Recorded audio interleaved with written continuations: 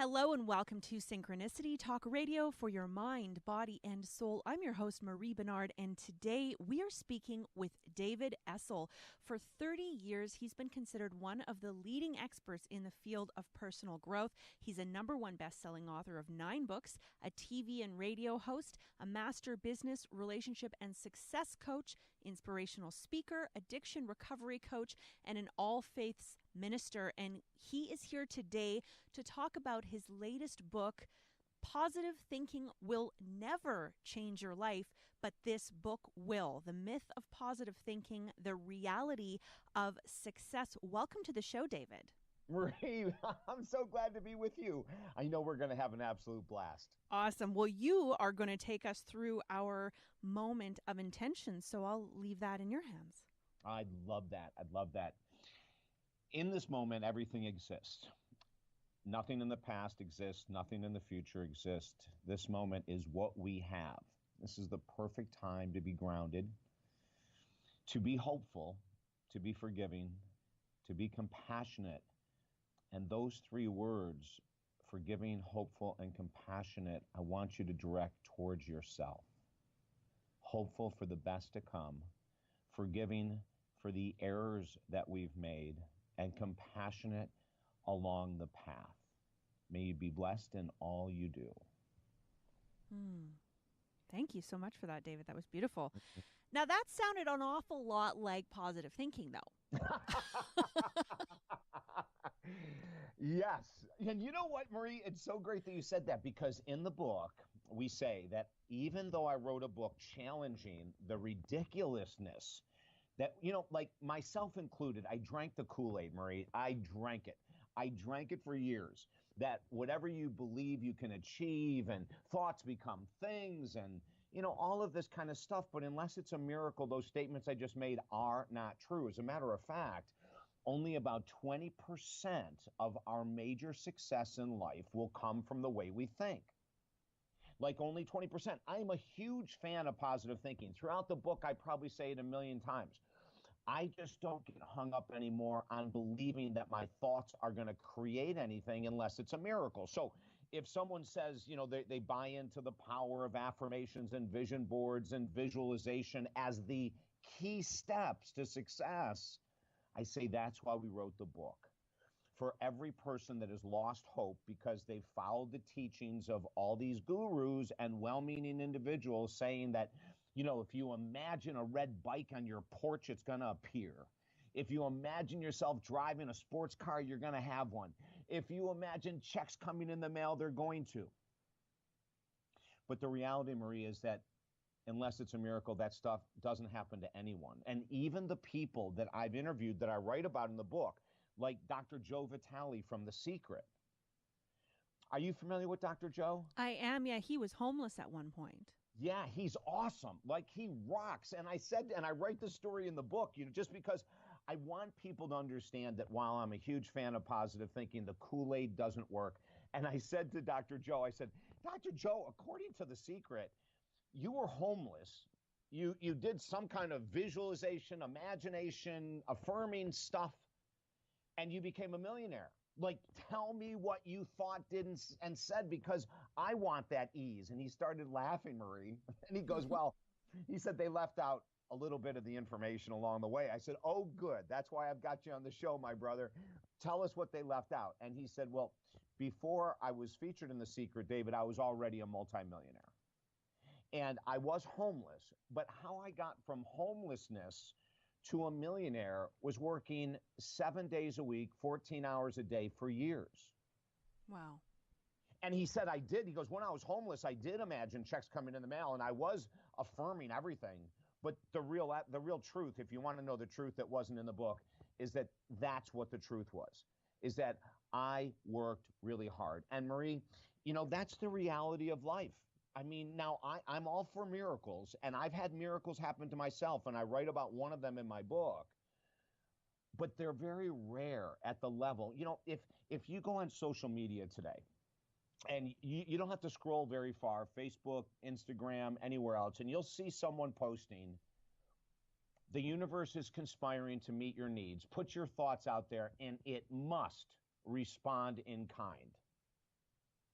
And that's the Kool-Aid. That's the Kool-Aid. That's the ridiculousness that the world we live in. And I spend the first hour of every day in positive thinking, affirmations, journaling, visualization. I mean, I immerse myself, prayer, oh my Lord. But none of that ever brought me my income, or it didn't, sure as heck didn't bring me a best-selling book, nor does it bring me my coaching clients and my counseling clients. So we wrote the book because we were so tired of having people come in and go, what am I doing wrong? I'm following the law of attraction. The universe is not conspiring for me the way they say it's going to. And I said, you know what? It's never gonna, unless it's a miracle. So you can wait all you want, but the odds are, if you follow the true steps of the successful people, you will find success. But the key, Marie, is what I just said. If you follow the key steps, and so in the book, we have 6 New York Times best-selling authors. People that have rocked this world of personal growth. People that were, my mentor was homeless.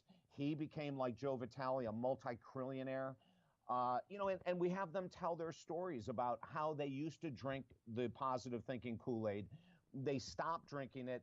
They got out of their comfort zone. They created success. And that's why within 24 hours, Marie, when I reached out to 11 incredibly successful people, 6 New York Times bestselling authors, and 5 other people that came from the dregs of death back to life, within 24 hours, they all said, oh my God, thank you for writing a book that needs to be written.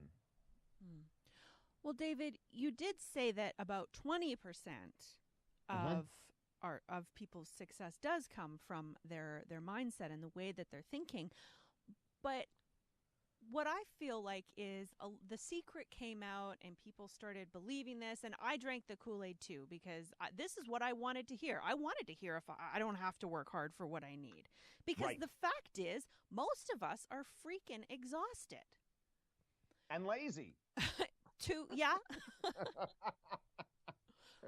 But there are plenty of people who are working 7 days a week and not getting anywhere. They're just spinning their wheels. So what do you say to those people who are working hard, but maybe they're not working strategically enough to get themselves to where they need to be? Well, then that's a beautiful question, Marie. To answer that question, let me go to one of our greatest success stories in the United States of all time, and that's Colonel Sanders from Kentucky Fried Chicken. He made his first $1 million at the age of 65. And he went through depression. He attempted suicide. He lost all of his money multiple times. And I think one of the things that's in our culture and all over the world today is that, first of all, we think we're working really hard and we're not. We're exhausted emotionally, but we're not really working as hard as we think we are. And I'll give you an example. When, I as a counselor, oh my God, I help people overcome rape.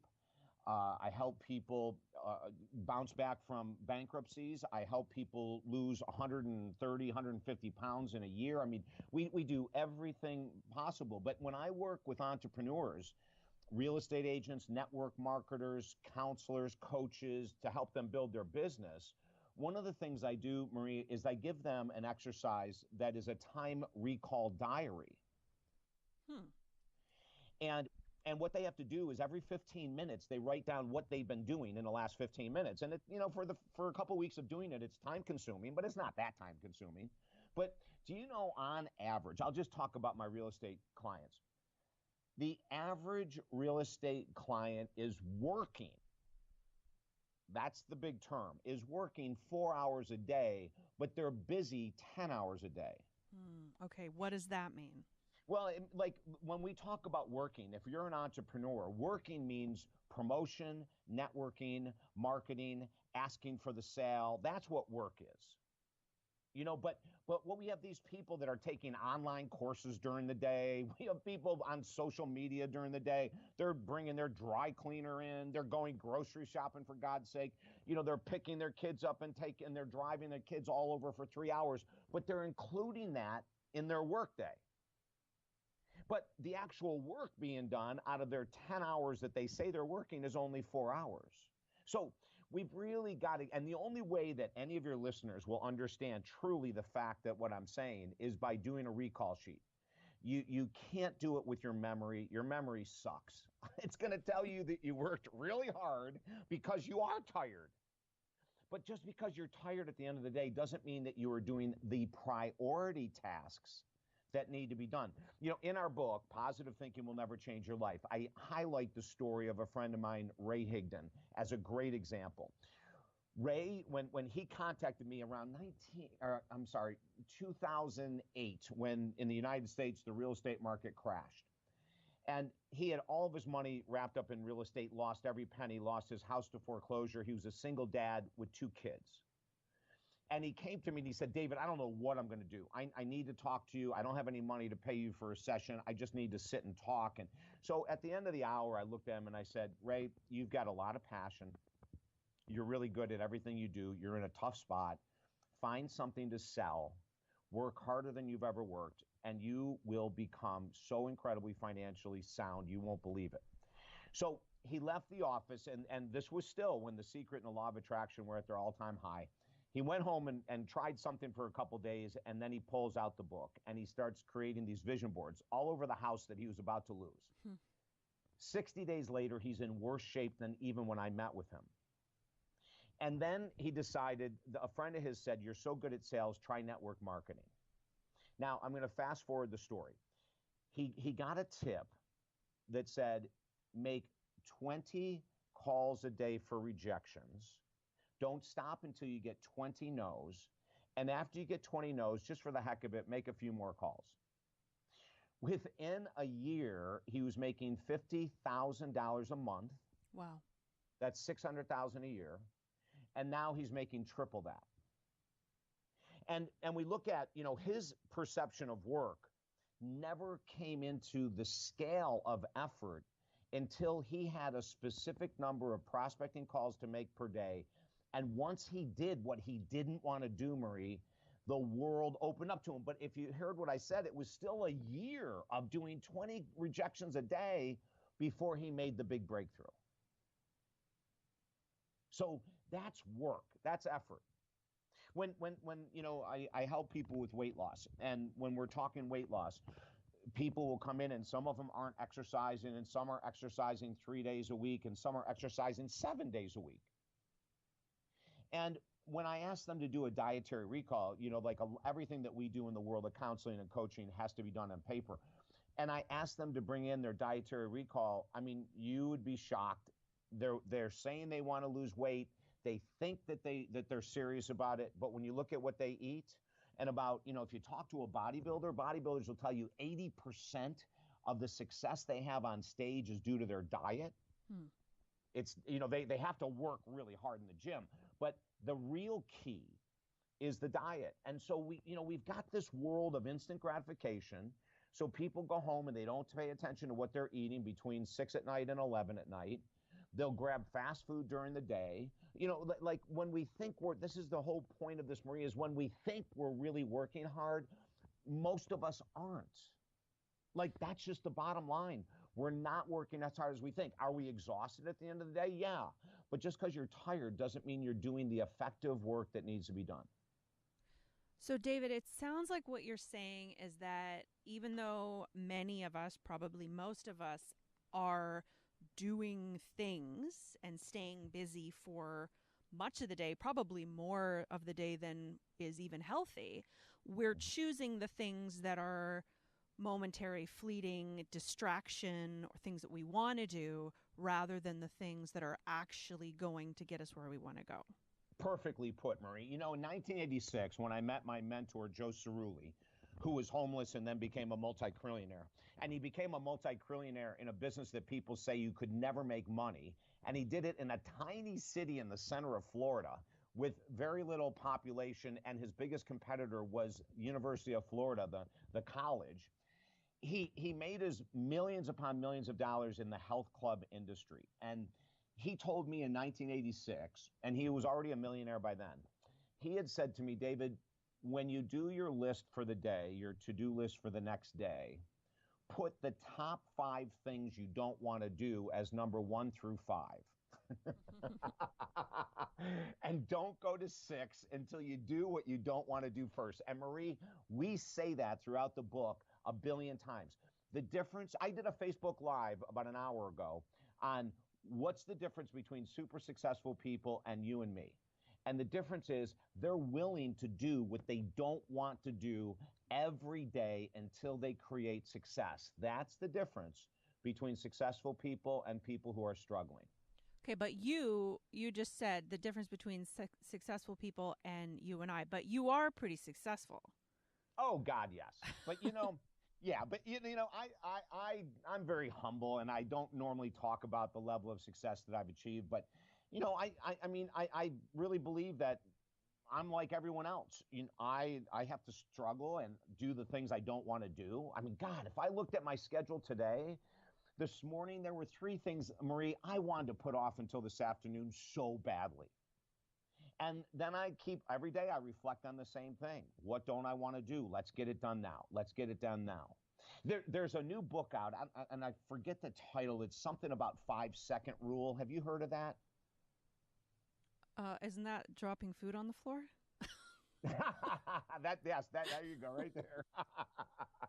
Well, this 5-second rule is about when there's a task that you want to do and you don't want to do it, give yourself 5 seconds and do it anyway.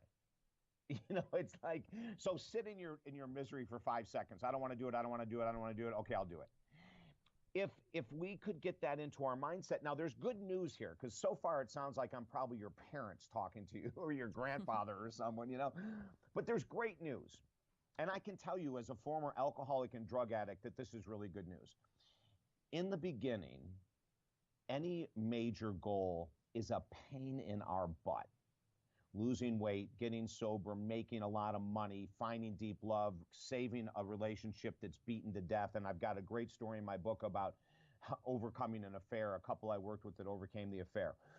In the beginning, we just have to level with ourselves, is that if it's a big goal, there are probably things that we won't want to do. But the good news is, once you do those things that you don't want to do, prospecting for business, going to the gym, eating healthy, all of that kind of stuff, it becomes like brushing your teeth. It just becomes who we are. There's no more effort in the beginning to get up early in the morning. I've got a heroin addict, for God's sake, who's been clean now for, maybe 7 weeks, who gets up at 3:30 in the morning to go to the gym. Ugh. Yeah.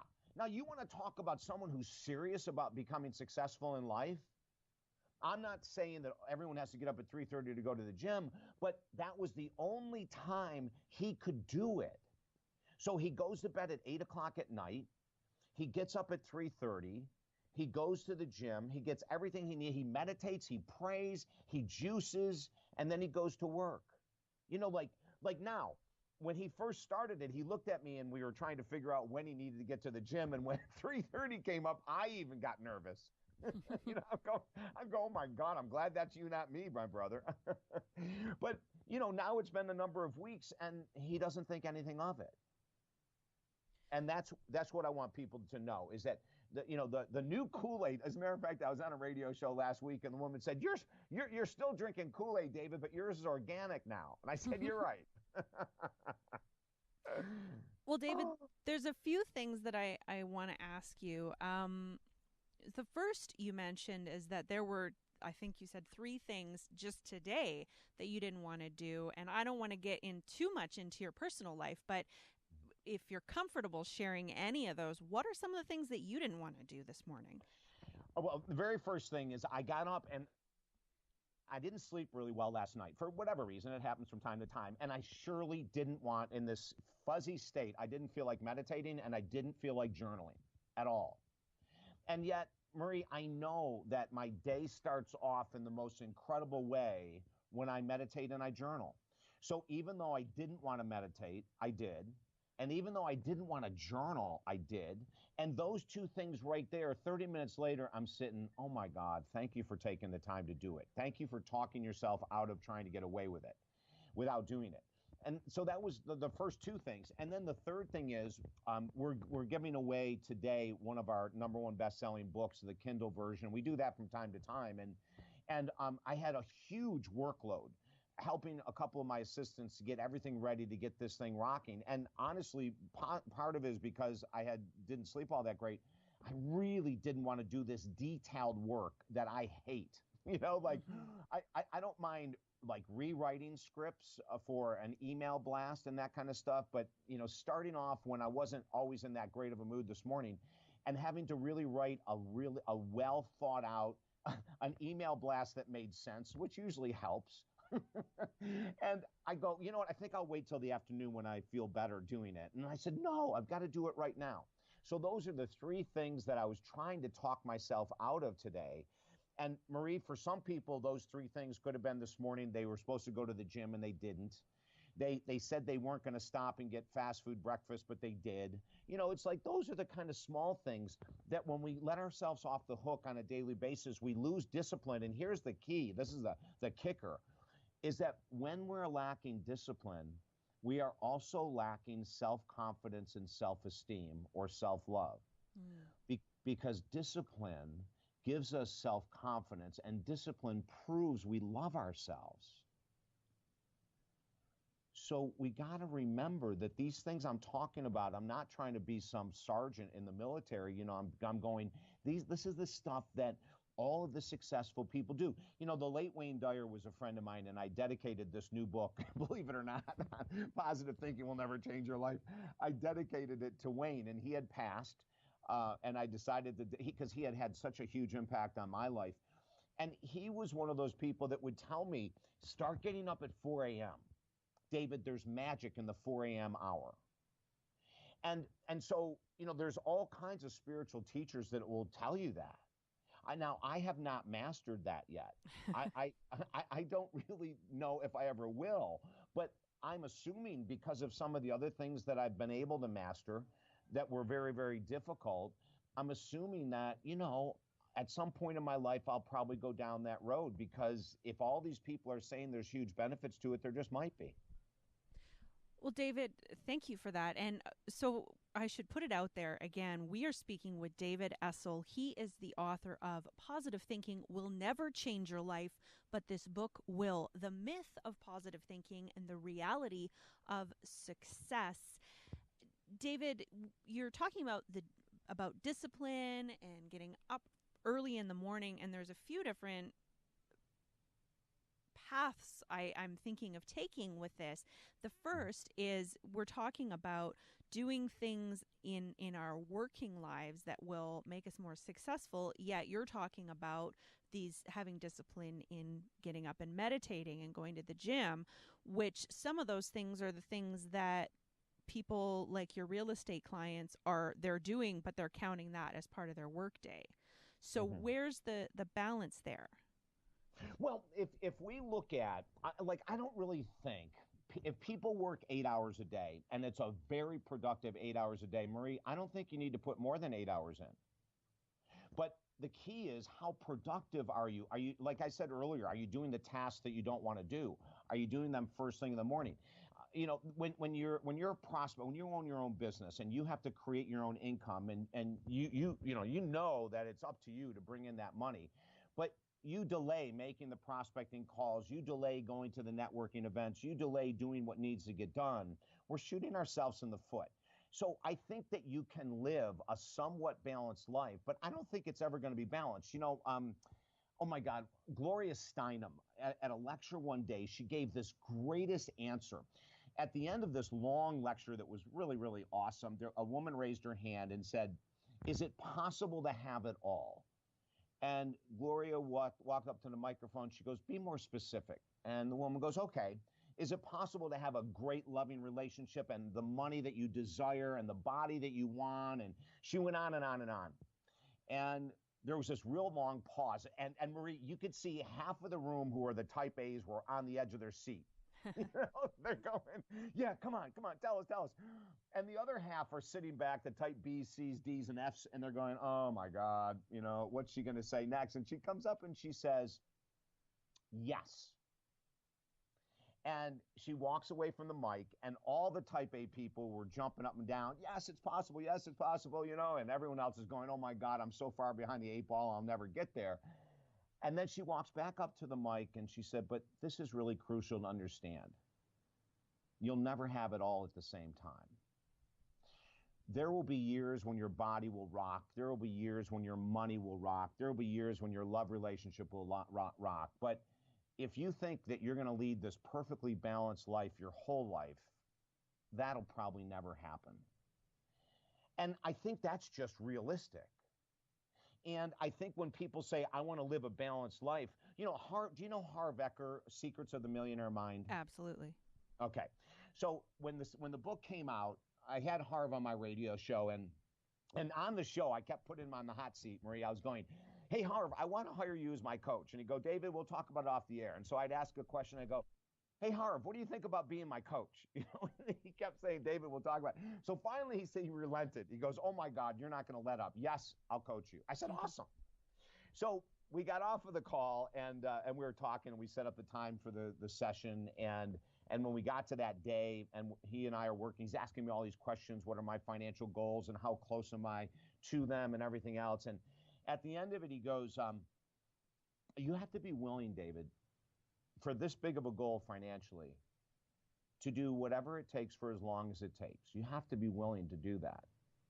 And if that means working 7 days a week for 365 straight days, that's what you have to do.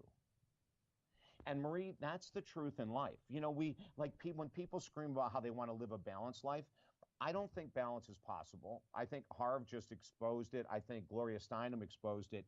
I think when people are talking about balance, what they want is they want everything in life without really working that hard for it. That's what I believe we're saying. That's what we perceive balance to be. But let's look at it this way. Let's say that you had a sacrifice. And on the live video I did on Facebook, I asked this question today. I said, if it was going to take you 10 more years to earn more money than you could ever imagine spending, or 10 more years to create the ultimate in love, or 10 more years to get the body you really, really have always wanted, or 10 more years to create the business that you've always wanted, would you be willing to do whatever it takes for the next 10 years? And I think that that's a realistic question. We are so into instant gratification. We're so into the shortcut. Everyone wants the most out of life with minimal effort. And we talk about the psychology of this in my book. In 1996, we created this term, the definition of human nature. And when I was starting to train people to become life coaches in 1996, and as I'm taking them through this very extensive training, one of the questions that kept coming up was, why do we sabotage our success? Why do people have these goals on New Year's Eve, and they're the same goals, and they're over years after years after years? They want the body, the money, the love, the whatever it might be. And I said, that's really easy.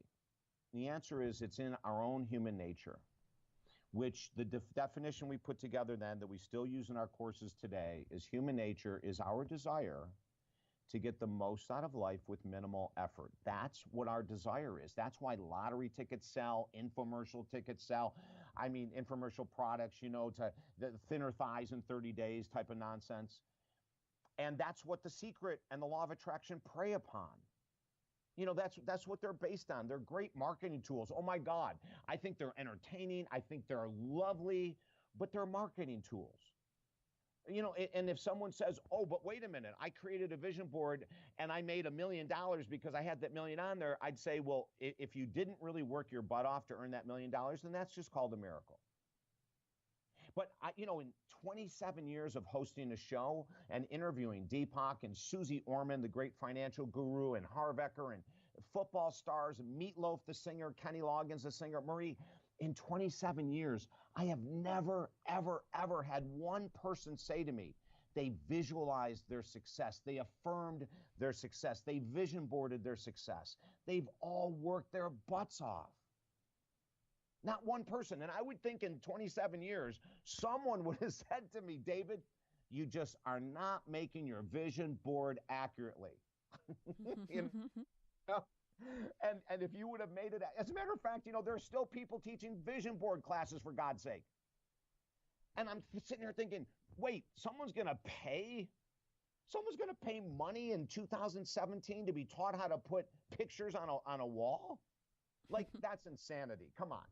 But that's the Kool-Aid, Marie. It's still out there. People are still saying the universe is going to conspire once you put your thoughts out there. Now, let me get to statistics. Can I? Sure. All right. If this stuff, now some people go, oh my God, you've got a bug with The Secret and the Law of Attraction. And I say, no, I'm just talking reality, and let me prove it with facts. 30 years ago in the United States of America, 70% of Americans were overweight or obese. 30 years later, 70% of Americans are overweight or obese. If it was so easy to visualize yourself losing weight, to affirm yourself losing weight, and if it worked, I would think we would at least be at 69%. It hasn't changed. 20 years ago, we started our financial freedom course 20 years ago. 20 years ago, 4% of Americans made $250,000 a year or more. 20 years later, 4% of Americans make $250,000 a year or more. If you could affirm or use the tools of The Secret to attract huge amounts of money, or if the universe was going to conspire in some way, shouldn't we have seen an increase in the percentage of Americans making that amount of money? Well, David, where are you getting these statistics from? I'm just curious. Oh, anywhere on the internet. Google it. I mean, the government statistics is where I go to. So I go to U.S. government statistics, and that's where I found the two that I just told you. 30 years ago, Marie, 15% of the U.S. population exercised 4 days a week. 30 years later, 15% of the population exercises 4 days a week. Nothing's changed. I totally get what you're saying, and I am curious as we're talking about the idea of wanting to have balance and the idea of having to really be focused on your goals. So you even mentioned about what Dr. Wayne Dyer suggested, getting up at 4 a.m, and you're not even there yet. So where do we start? Because if someone is listening who's just a hot mess in almost every area of their lives. I mean, the people who you're talking about with drug counseling, who maybe they're overweight or they're malnourished and they're addicted to drugs, and they're not going to the gym, they're not journaling, meditating, working hard, making money. I mean, maybe some of them are, but on average, there are multiple areas of their lives that aren't working. So where does a person start? A beautiful question. And you start in the area where that you are the biggest mess the most. That's the answer. So you start where you don't want to start. You start where just life sucks. Is it money? Is it a drug addiction? Is it a food addiction? What's the big issue? If we were to write down, and this is an exercise I give my clients when I first start with them, Marie, is I ask them to write down the changes that they're looking to see. Why do you want to work with me? What do you think you'd like to see accomplished? And so I'll have them write 4 or 5 different goals that they have. And then I'll do exercises with them to get very clear on which one is the one that is the most important. You can't start with more than one goal at a time. Multitasking with major goals will never work. It's just going to put you behind the 8 ball. So you look at the area of life that you're struggling with the most, and that's the only place that you put your focus. Now, when I say the only place, it doesn't mean that you stop living.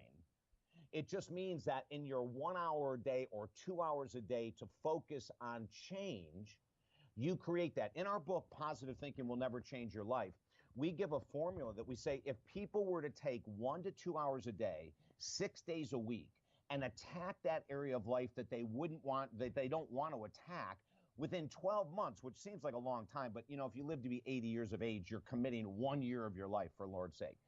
You commit 1 hour a day, 6 days a week for a year. At the end of that year, Marie, you will be a radically changed person.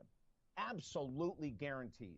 But you're going to have to do 6 days a week right now what you don't want to do. And that's the kicker, is getting ourselves into reality of what it takes. Listen, Wayne Dyer was an alcoholic and a drug addict.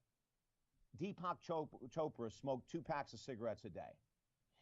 I was a raging alcoholic doing the work I'm doing right now with you for 25 years.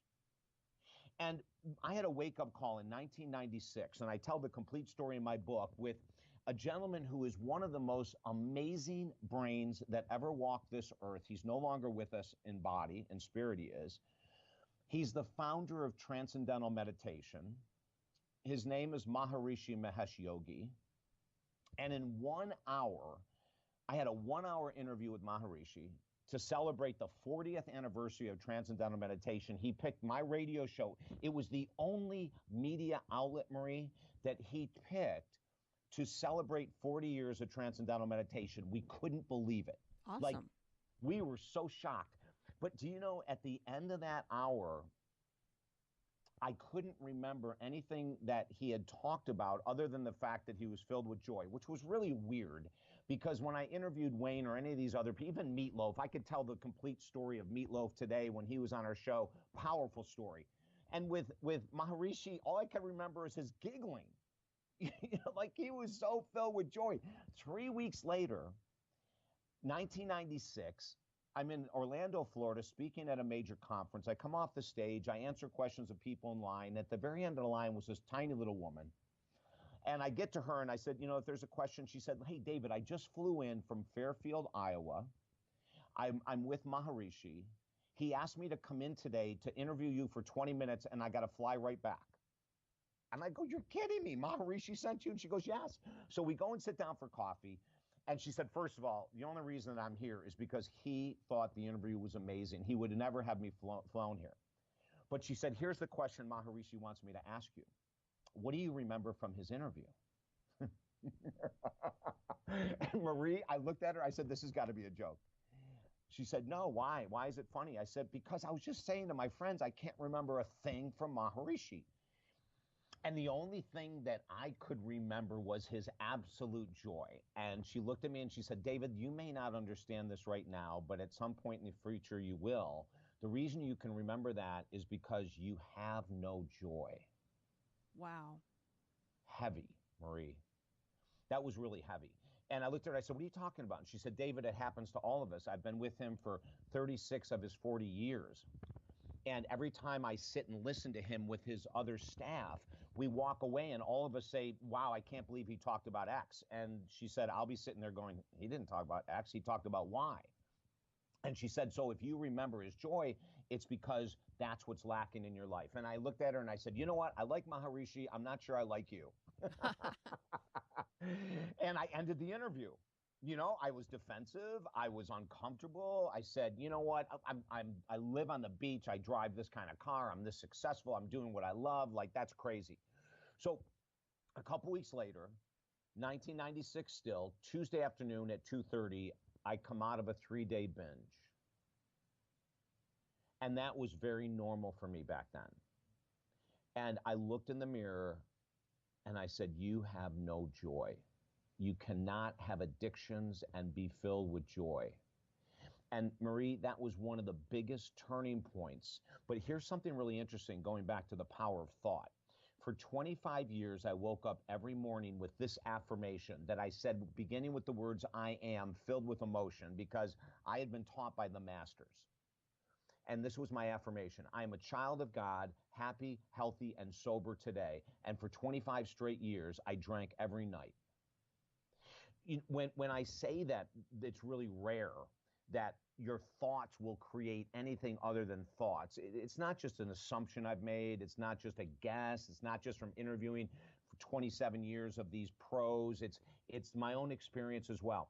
It's the experience of my clients that come to me. In chapter 1, we talk about a woman that came in with 2 years worth of affirmation journaling, and her life had never changed. But it didn't change because she wasn't worthy of it or the universe wasn't conspiring to meet her needs. It didn't change because she sat back and did these affirmations but never got uncomfortable. For me, listening to her tell me that I have no joy, waking up and realizing that you can't have an addiction, I don't care if it's food, nicotine, drugs, television, whatever, and be filled with joy. And then having to realize that those affirmations I did for 20 years never did a thing to alter my addiction. It started to become very apparent in 1996 that I was teaching the wrong teachings. That for me to get sober and clean meant that I had to go and work really hard, Marie. I mean, really hard. And hire people and go to a treatment center and all this stuff I didn't want to do. And the end result has been unbelievably beautiful. But that first year, I committed a couple hours a day for 365 days in a row to get clean. And it's the same thing if someone wants to change their body and lose weight or make more money or find deep love. It's that commitment, hours a day, at least an hour a day, 6 days a week for 365 days to see the changes we want to see. Wow. Well, I wish we could talk all day about this, David, because I just feel like there's so many more things that I want to ask you. But right now, we are speaking with David Essel. He is the author of his latest #1 best-selling book, Positive Thinking Will Never Change Your Life, but this book will, The Myth of Positive Thinking, The Reality of Success. Now, we've talked about a lot of different concepts about picking the one thing that is your biggest hurdle in life and tackling that, and the fact that we can't have everything we want all at the same time.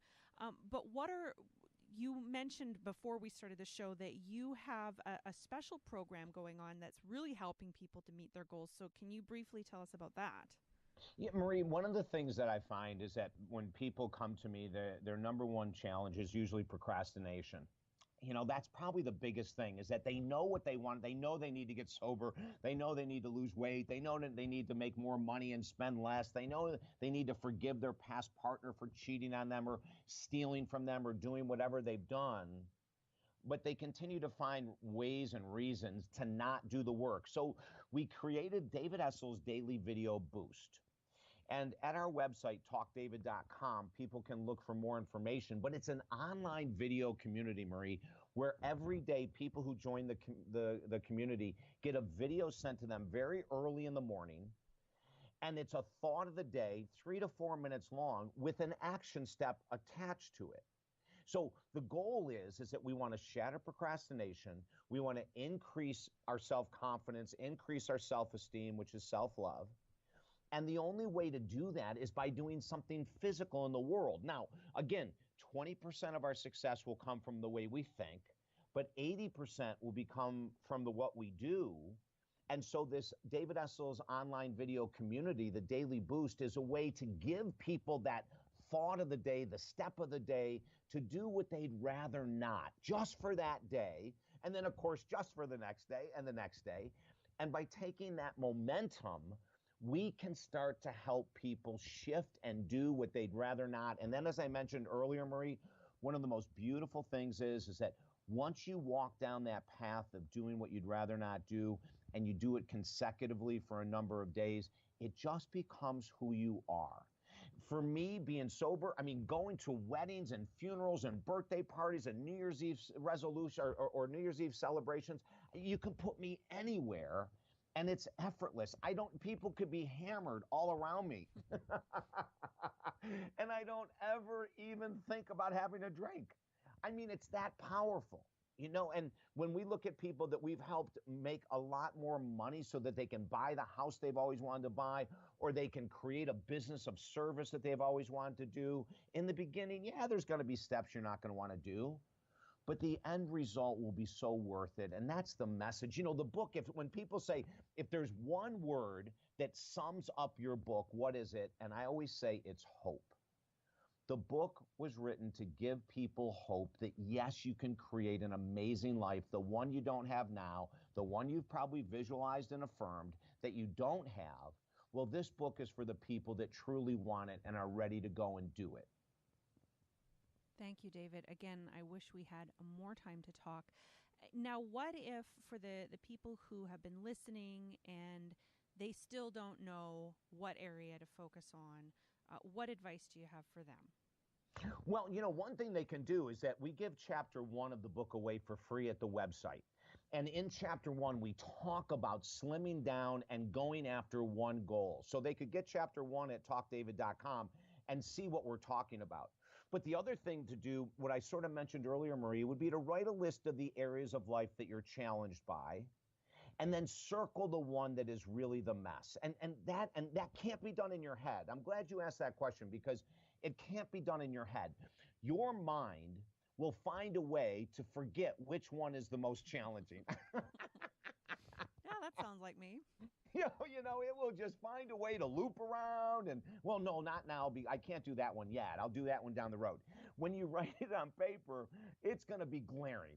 Is it your health or your weight? Is it your money? Is it your relationship? Is it your family issues? Is it the career issues? Like, it will stick out like a sore thumb if you put it on paper, circle it, and let's go. Beautiful. Well, I think we'll leave it there. Again, you can go to talkdavid.com to hear more about the daily video boost and also get chapter 1 of Positive Thinking Will Never Change Your Life, but this book will. And is there anything else you want to leave us with, David? Oh, God, I so love having this interview with you. Your energy and your desire is beautiful. It comes right through, Marie. So thank you for having this type of a show. I absolutely love it. Thank you, David. Thanks for writing the book and for taking the time to talk with us today. Amen. And thank you for watching and for listening and for being present, for gifting us with your energy and your attention today. I want to send you lots of love. Be well. Namaste.